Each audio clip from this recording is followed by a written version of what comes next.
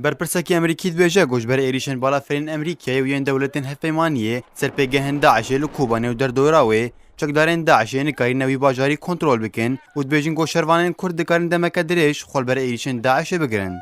برپرسکی وزارت برگریه امریکای پنتاگون نخواست ناوی به اشکره کرن جراگهاندن را اشکره کر و خطن شریعت ناورا شروانین کرد و چکدارین تروریستین داعش ده گوهرتن بسردن هاتنه و گوت از باور دکم گوشروانین کرد کارن خال بر داعش بگرن.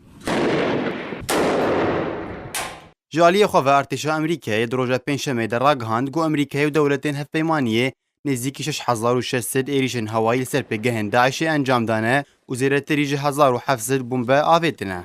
جالیه کدین و دوچکدارین تروریستین داعش دزدانی بون سرگونده ترشعیره لروج اوای باجار کوبانه و پشتی شروع پفچونن دجوار و بمب باران کرنا بالافرین هفپیمانیه چکدارین داعش ین وی دوره ایرو جاره کدن هزین کردی دزدانین سرویگری و چکدارین داعش لور رافیانه. او ایریشن بالافرین هفپیمانیه لسر جهن چکدارین داعش بویه مجارات دانوستاندنان دهندره واشنطن ده و کوچکا سپی امریکای تکز لسرویه که کریه گوان ایریشان زیانک مزنگی هاندیه چکدارین داعش لهنک سیاست مدار و زناین لشکری دبیجن کوچکدارین داعش هند دستکفتنان لسر ارده تینن و تگرنگی وان ایریشان تنیه. جالیه کدین و وزارت درویه امریکا را گاند بو دولتا کوید هفتیا بده کنگره کیش بو ریگرتنا چونا ولاتیان نافرزین داعش دل کویت لدار بخه.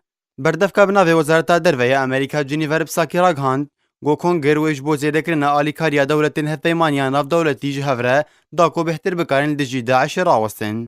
او کنگر ونونرن هر یک بحرين وبريطانيا ومصر وفرنسا وعراق وأردن وعمان وقطر وسعودية وإمارات وأمريكا تيدا باش دار ببن.